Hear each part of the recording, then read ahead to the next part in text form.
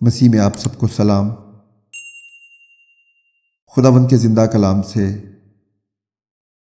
پہلا سیموئیل اس کا 2 باب اور اس کی 1 سے 10 آیت میں یوں مرقوم ہے۔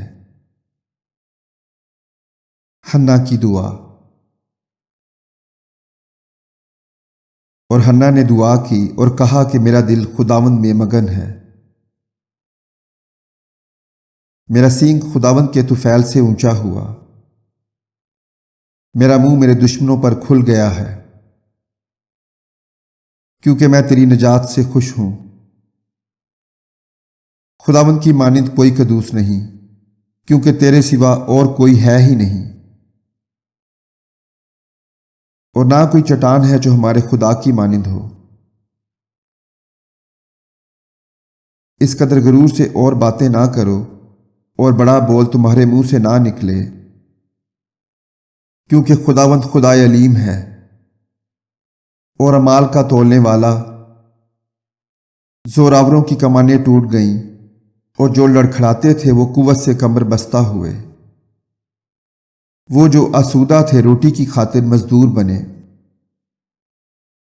اور جو بھوکے تھے ایسے نہ رہے، بلکہ جو بانجھ تھی اس کے ساتھ ہوئے، اور جس کے پاس بہت بچے ہیں وہ گھلتی جاتی ہے۔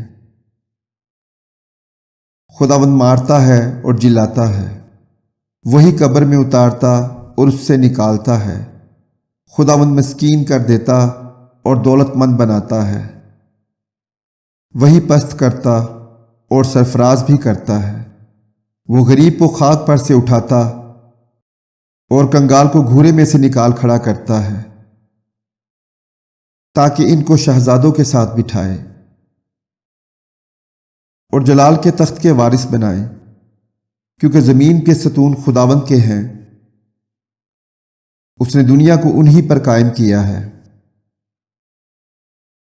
وہ اپنے مقدسوں کے پاؤں سنبھالے رہے گا، پر شریر اندھیرے میں خاموش کیے جائیں گے، کیونکہ قوت ہی سے کوئی فتح نہیں پائے گا۔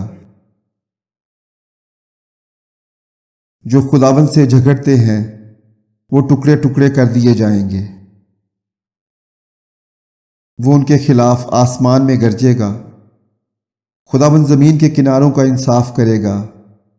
وہ اپنے بادشاہ کو زور بخشے گا اور اپنے ممسوک کے سینگ کو بلند کرے گا۔ خداوند کے زندہ کلام کے پڑھے سنے اور سمجھے جانے پر خداوند کی برکت ہو۔ مسیح میں سب کہیں آمین۔